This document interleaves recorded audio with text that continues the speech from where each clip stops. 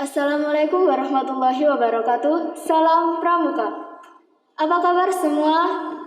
Semoga senantiasa dalam perlindungan Tuhan Yang Maha Esa dan selalu diberikan kesehatan agar bisa beraktivitas seperti biasanya.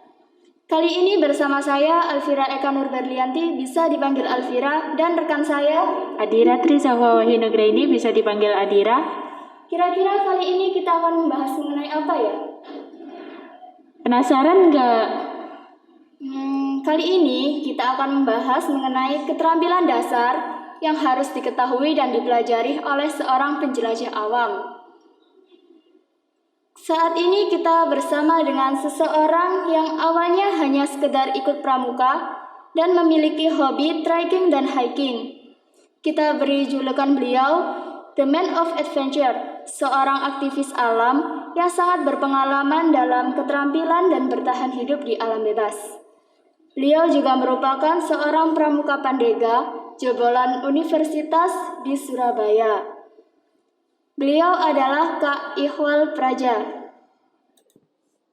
Halo Kak Ikhwal, bagaimana kabarnya? Alhamdulillah, terima kasih, sehat walafiat. Boleh disapa dulu para audiennya.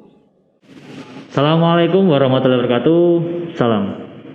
Waalaikumsalam warahmatullahi wabarakatuh.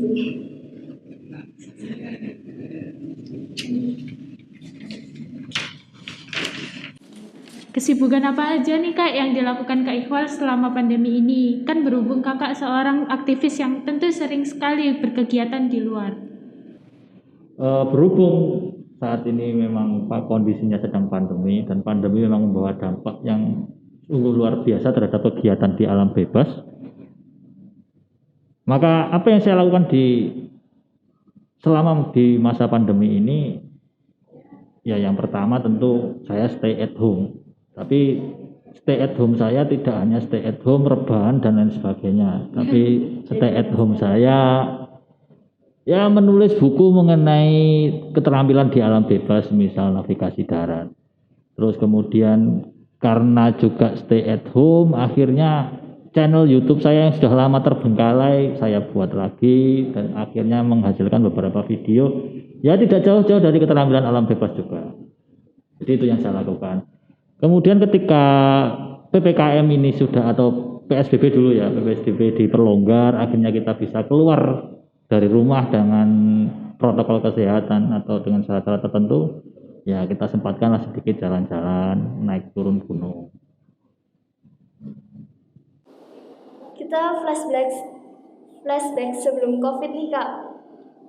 Kak Ikhwal kan sudah sering menjelajah di berbagai daerah.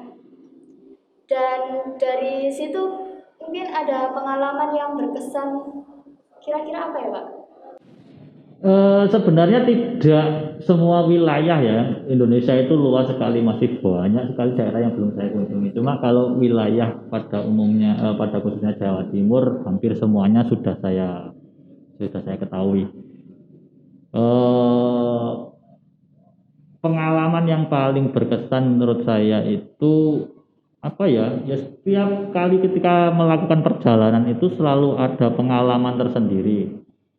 Jadi tidak hanya kesan saja, tapi itu menjadi pengingat saya bahwa saya menemukan diri saya, bahwa kemampuan saya muncul dari situ. Artinya sifat-sifat manusiawi saya muncul, seperti misalnya keegoisan itu saya pernah muncul, kemudian ketakutan saya juga pernah muncul. Pernah pada suatu saat ketika itu mendaki di Gunung Raung lewat Banyuwangi, kemudian saya salah perhitungan, artinya ketika kita mendaki Gunung Semeru biasanya jam 12 dimulai, mungkin maksimal jam 9 itu sudah nyampe puncak. Berbeda dengan di Gunung Raung, ketika saya berangkat jam 12 malam, ternyata jam 9 pagi itu belum nyampe puncak. Dan perjalanannya luar biasa, kita harus naik turun tali, yang biasanya saya hanya membawa makanan ringan untuk pengganjal perut, karena direncanakan siangnya sudah kembali ke camp, ternyata tidak. Akhirnya setengah hari baru nyampe puncak, kemudian baru turun lagi, akhirnya sehari full itu berada di puncak. dan belum terisi makanan berat atau nasi ya. Akhirnya kondisi fisik saya lemah, turun, drop, ditambah keadaan cuaca yang dingin, saya sudah merasa tidak sanggup lagi. Dan di situ seharusnya saya membereskan peralatan-peralatan mountaineering. Jadi ada peralatan mountaineering yang kita gunakan untuk sampai puncaknya itu, tali, snap, harness dan lain sebagainya itu. Nah, dari situ karena saya sudah tidak sanggup lagi, saya merasa di belakang saya itu teman saya masih sanggup, akhirnya saya meninggalkan teman saya karena saya merasa tidak sanggup. Dari situlah saya benar-benar menyesal karena meninggalkan teman saya seorang diri untuk membereskan peralatan tadi. Ya, itu pengalaman yang sampai sekarang jadi pengingat-ingat saya bahwa saya masih ada rasa egois ternyata di dalam diri saya. Nah, selain pengalaman yang paling berkesan, ada nggak sih Kak tempat yang paling berkesan menurut Kakak selama berpetualang? Tempat yang paling berkesan itu yang paling menakutkan ada di Gunung Argopuro. Jadi saya pernah tersesat di sana selama seharian, ya belum lama sih, tapi karena saya mungkin masih diizinkan untuk selamat, akhirnya bisa kembali. Jadi itu tempatnya memang benar-benar indah, jadi banyak air terjun, di lereng-lerengnya banyak air terjun, indah sekali. Sampai akhirnya saya tidak sadar tersesat, ya syukurnya saya masih bisa kembali. Menurut Kak Ihwal nih, gimana sih cara untuk menghadapi kita yang masih belum berani terjun di alam bebas? Jawabannya sebenarnya sudah ada sejak dulu ya. Jadi kalau kita ingin terjun ke dunia alam bebas itu kita sudah mengenal yang namanya pramuka mulai sejak SD. Jadi di pramuka itu kita diajari apa yang namanya tekpram atau teknik kepramukaan. Sementara ketika kita berkegiatan di alam bebas, kita juga membutuhkan yang namanya survival skill. Apa itu survival skill? Yaitu yang pertama adalah kemampuan untuk keterampilan untuk bertahan hidup, keterampilan navigasi, keterampilan PPGD, keterampilan pioneering. Dan itu semua ada di pramuka yang menjadi tekpram. Sudah diajari atau sudah belajar itu semua?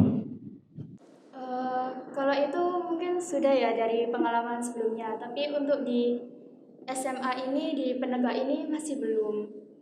Ya, jadi sebagai seorang pramuka itu wajib hukumnya untuk menguasai keterampilan-keterampilan itu. Karena mau tidak mau diakui bahwa pramuka itu scout is out. Jadi scout itu harus berada di luar. Kalau scout berada di dalam ruangan bukan scout lagi namanya. Jadi oleh karena itu kenapa Bapak Boden Powell kita, Bapak Pramuka kita membawa beberapa anak ke Brownsea Island itu untuk belajar bertahan hidup, belajar memaknai kehidupan di alam bebas, tidak di gedung. Nah, di alam bebas itu kita perlu belajar yang namanya tadi keterampilan-keterampilan survival, keterampilan bertahan hidup, keterampilan navigasi darat, dan keterampilan first aid, PPGD atau P3K. Ini Kak, bila saya ingin terjun ke alam bebas, sedangkan posisi saya sekarang adalah masih awam, masih pemula. Nah, apa saja yang harus disiapkan dari diri saya ketika ingin terjun ke alam bebas? Yang pertama perlu disiapkan yaitu tentu adalah sebuah pengetahuan, tidak hanya sebuah sebenarnya tapi banyak pengetahuan, yaitu pengetahuan tentang bagaimana cara kita hidup di alam bebas. Kemudian yang kedua adalah tentu kita harus memiliki alat bantu supaya kita bisa dengan mudah bisa bertahan di alam bebas. Nah, pengetahuan apa saja yang perlu diketahui untuk kita sebagai seorang awam? Yang pertama adalah pengetahuan mengenai yang saya sebutkan tadi, yaitu mengenai tentang hidup di alam bebas. Hidup di alam bebas itu perlu apa saja? Hidup di alam bebas itu perlu yang namanya ada hukum 3, yaitu 3 menit kita tidak bisa bertahan dalam keadaan cuaca buruk tanpa perlindungan atau shelter. 3 jam Saya ulangi, 3 menit 3 menit kita tidak bisa, saya ulangi, 3 jam kita tidak akan bisa bertahan hidup tanpa adanya perlindungan atau shelter ketika cuaca buruk atau tidak sesuai dengan kebiasaan kita. 3 hari kita tidak akan bertahan hidup tanpa minum. Kemudian 3 hari kita tidak akan bertahan hidup tanpa makan. Dari situ alat apa saja yang ingin membantu mempermudah kita untuk bertahan hidup? Ada konsep yang namanya 5C, yaitu yang pertama adalah cutting tool atau pisau, kemudian yang kedua adalah kanopi atau shelter, kemudian yang ketiga adalah cordage atau tali, kemudian yang keempat adalah combustion atau korek atau apapun yang bisa membuat api, kemudian yang kelima adalah kontainer atau semacam nesting untuk tempat kita memasak dan mengolah makanan. Seperti yang kita lihat nih Kak, di luaran sana banyak sekali pendaki atau penjelajah pemula yang sering sekali membawa peralatan yang berlebihan. Nah, sebenarnya itu benar atau terlalu berlebihan sih Kak? Lalu peralatan apa saja yang seharusnya kita perlu bawa? Jadi ketika kita berkegiatan di alam bebas, seperti yang saya bilang tadi bahwa ada alat-alat mendasar yang perlu kita bawa. Apa saja itu?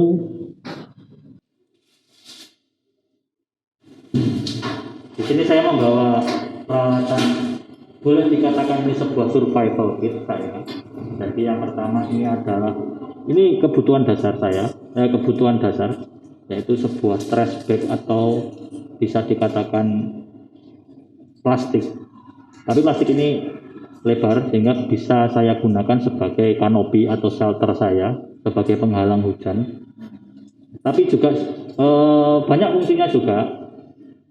Dia bisa menampung air hujan, jadi saya bisa mendapatkan air dari benda ini. Kenapa saya memilih plastik? Karena plastik ringan dan mudah di packing, simple, ringan, ringan. Kemudian, jadi yang pertama adalah kanopi.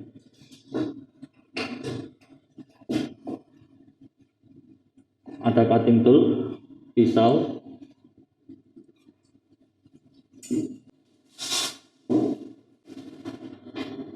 kemudian ada combustion, ini namanya fire starter.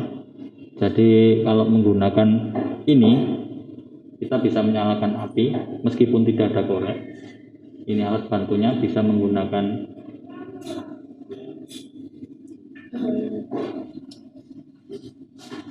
atau bisa menggunakan pisau ujungnya. Jadi ini bisa sebagai pengganti korek atau alat yang namanya combustion. Kemudian ada cordage, tali. Tali ini berguna ketika kita membuat shelter, membuat bivak dan lain sebagainya. Bisa juga kita gunakan untuk mencari makan, membuat jebakan, memancing ikan. Kenapa saya menggunakan tali parakot namanya ini? Karena di dalam parakot ini ada strand-strand kecil. Nah, ini bisa kita gunakan lagi, kecil-kecil ini bisa kita gunakan lagi untuk sesuatu atau sesuatu hal yang kita perlukan. Jadi ada 4, kemudian yang terakhir adalah kontainer. Ini adalah wadah untuk masak. Wadah untuk memasak, bisa mengolah air, bisa, jadi banyak fungsinya.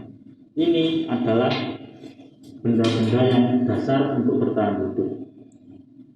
Kemudian ketika kita misal dalam kondisi darurat, kita sudah berhasil bertahan hidup, kita tentu ingin pulang kembali ke rumah. Makanya kita memerlukan alat yang namanya alat navigasi. Di sini ada kompas, kemudian peta daerah yang saya kunjungi atau saya datangi.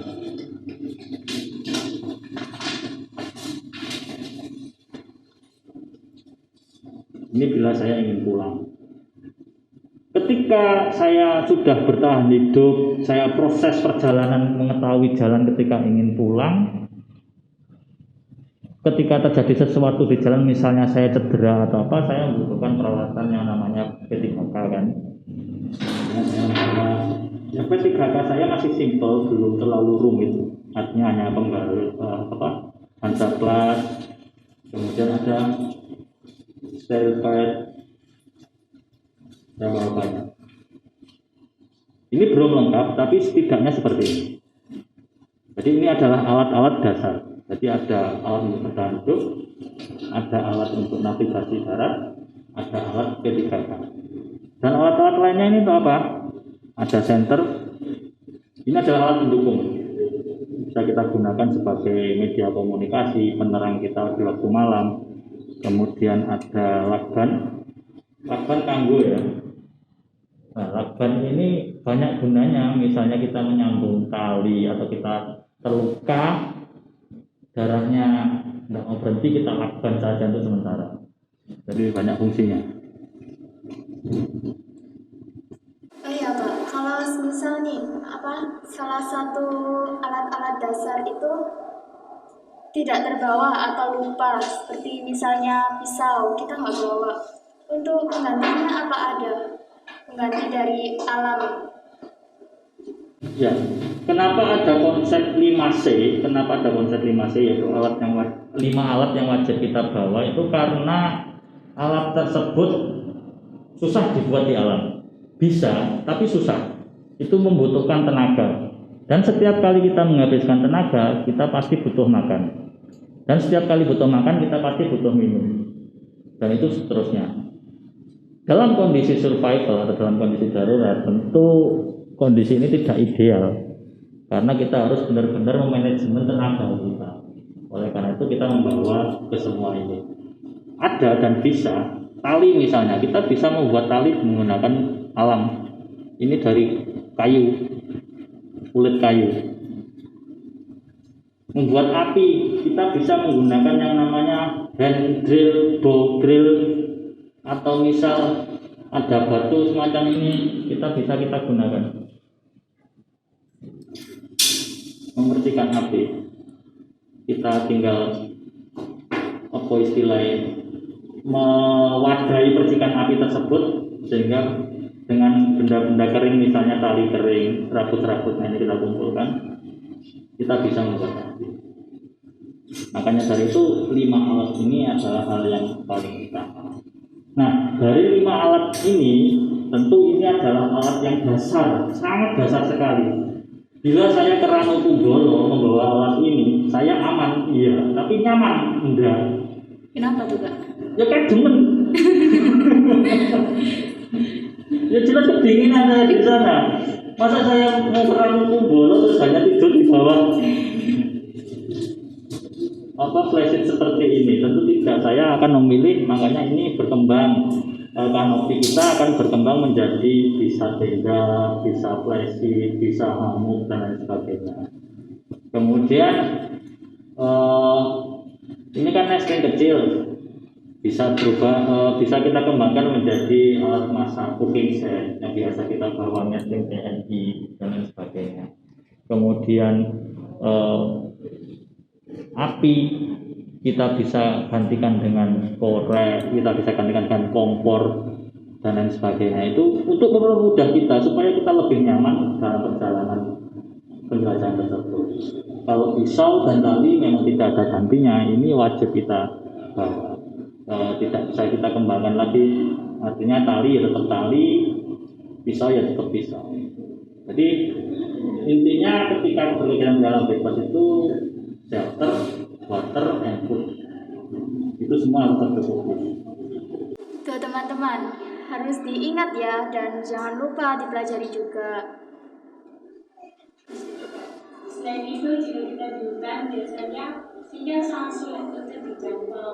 Nah, alat navigasi apa yang perlu disiapkan untuk antisipasi agar kita tidak terjebak? Alat navigasi apa? Alat navigasi sebenarnya smartphone kita ini sudah bisa digunakan sebagai alat navigasi. tanpa menggunakan pulsa. Tapi yang jelas kita perlu pengetahuan tentang bagaimana cara menggunakan aplikasi tersebut. Banyak sekali aplikasi-aplikasi di Google Play, di Play Store itu yang mendukung kita selama berkegiatan di alam bebas. Itu yang paling mudah. Kalau teman-teman ingin belajar mengenai benar-benar navigasi darat secara secara manual ya istilahnya, tentu yang kita butuhkan adalah kompas, peta. Kalau kita menggunakan kompas gede, kita akan memerlukan yang namanya, tahu kan kompas gede, kompas yang lensa itu, itu memerlukan alat yang namanya protractor yang kita gunakan untuk mencari berapa derajat ke arah tujuan kita. Nah, belajar navigasi yang terpenting adalah kita bisa mengetahui atau memasukkan koordinat di dalam peta. Kemudian yang kedua adalah kita bisa mengetahui posisi kita di dalam peta. Kemudian yang ketiga kita bisa tahu kemana tujuan kita dan bagaimana cara menuju ke sana. Apakah dengan jalan kompas, dengan sudut derajat yang sudah dihitung menggunakan peralatan ini, ataukah kita lewat jalan lain. Jadi seperti itu. Kalau misal buta kompas sama buta peta gimana Kak? Apa masih bisa untuk menjelajah? Ya, itu namanya orang nekat itu. Jadi emang kebanyakan ya, jadi emang saya lihat itu mulai tahun 2010 ke atas sampai sekarang ini memang banyak sekali bermunculan pendaki-pendaki yang seperti itu. Artinya mereka belum memiliki dasar pengetahuan yang cukup, tapi mereka sudah berani mendaki gunung. Ya enggak apa-apa kalau mereka bisa kembali dengan selamat. Itu artinya masih diberi kesempatan. Tapi juga enggak sedikit cerita yang banyak mati di atas gunung, tersesat dan lain sebagainya. Nah, bagaimana kalau kita tidak paham mengenai navigasi darat, terus kemudian kita tersesat? Ya, yang pertama kita harus berdoa. Artinya berdoa kita harus benar-benar menenangkan diri kita. Kemudian kita mencoba mengingat-ingat. Jadi yang kedua mengingat-ingat bagaimana kok bisa kita sampai di sini. Kemudian yang ketiga adalah kita memperhatikan kondisi kita, artinya aset kita, barang kita, tubuh kita dan keadaan sekitar. Kalau tubuh kita sehat, barang kita masih cukup, tidak ada yang hilang atau rusak, kemudian waktu belum malam, hujan, tidak hujan atau lain sebagainya, kita masih bisa melanjutkan perjalanan, ya kita mencoba mengingat-ingat, memutuskan apakah kita kembali ataukah kita tetap bermalam apakah kita mendirikan shelter di sini karena hari sudah malam. Jadi intinya itu. Kemudian kalau itu pun tidak bisa dilakukan, artinya saya lupa tidak bisa mengingat-ingat jalan apa saja, ya berarti cara yang paling mudah tapi ya sedikit berisiko, artinya mungkin perjalanannya nanti akan sedikit panjang, yaitu dengan mengikuti aliran sungai. Mengikuti aliran sungai itu jangan jangan masuk ke dalam sungainya, tapi kita ikuti lewat punggungannya. Sungai-sungai di gunung itu kan terjal. Jadi kita tidak tahu di depannya itu ada apa, mungkin air terjun ataukah batu gimana atau tebing gimana. Artinya kita harus lewat punggungannya sambil mengikuti aliran sungai. Jadi semisal ini sungai, kita lewat di atasnya, kita ikuti aliran. Nah, sungai-sungai di pegunungan rata-rata itu mengalir ke perkebunan atau perkampungan penduduk. Dan semoga dengan mengikuti itu kita bisa selamat. Kalau nggak selamat, ya Pak. Ya, kita harus tetap dalam keadaan darurat, dalam keadaan survival itu ada yang namanya positive attitude.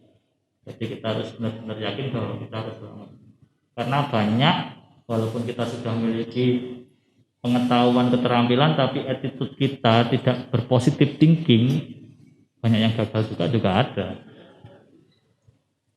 Nah, ngomong-ngomong soal hal-hal yang mungkin tidak diinginkan terjadi. Kalau seumpama nih Kak, di tengah-tengah penjelajahan kita bertemu dengan hewan-hewan yang sekiranya buas. apa yang harus kita lakukan pertama kali pada waktu itu? Sepengalaman saya, hewan buas itu pasti lari ketemu manusia. Jadi ketika manusia itu baru 2-3 hari di hutan, bau kita sebagai manusia itu masih tercium, parfum kita, sabun kita itu masih tercium. Jadi mereka pasti lari. Tapi seumpama mereka itu ada dan mereka itu tidak takut kepada kita, ya kita kalau ketemu babi hutan banyak yang disarankan tentu memanjat pohon. Kalau kita ketemu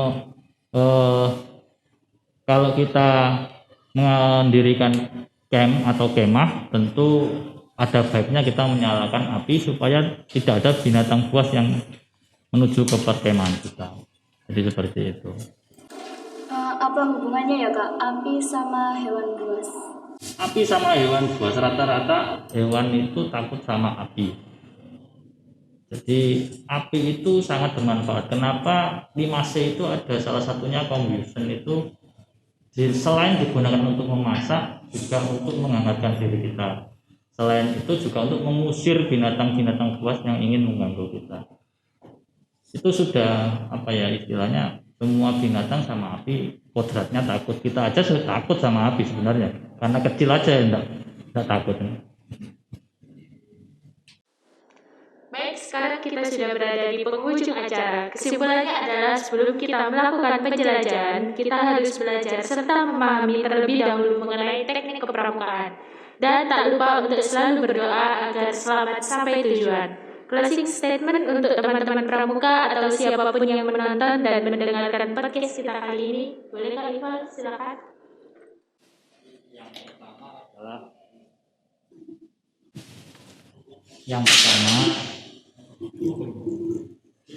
Yang pertama tentu kita sebagai seorang pramuka di masa pandemi ini kita tidak boleh berhenti belajar. Jadi manfaatkan semua media yang ada sebagai media belajar kita, terutama di internet, di YouTube, semua banyak sekali sumber-sumber. Dan tak lupa sebagai seorang pramuka untuk selalu aktif, untuk selalu kreatif, artinya kita harus selalu berbagi pengetahuan. Bisa kita memiliki channel YouTube sendiri, membuat channel YouTube sendiri, kemudian kita berbagi tentang pengetahuan dan keterampilan kita di dalamnya. Jangan jadikan media sosial kita hanya penuh foto-foto selfie kita saja. Demikian dari saya. Baik, terima kasih Kak Iqbal. Tepuk tangan yang meriah untuk Kak Iqbal Praja. Terima kasih Kak Iqbal telah meluangkan waktunya untuk hadir dan memberikan pengetahuan yang sangat bermanfaat untuk kita semua. Jangan lupa tetap jaga kesehatan karena pandemi belum usai. Stay safe and stay healthy. Salam Pramuka. See you.